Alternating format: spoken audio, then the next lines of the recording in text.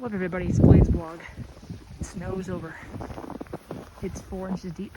I'm in zone 8A, North Texas.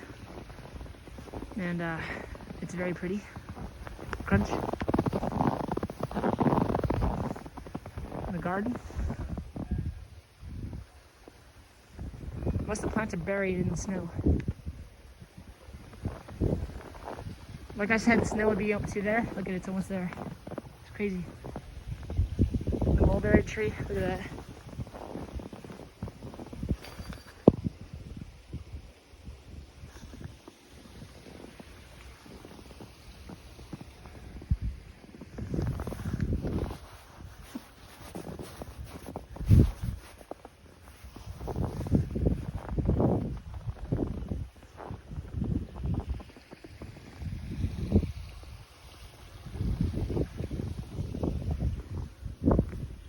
It's 15 degrees today.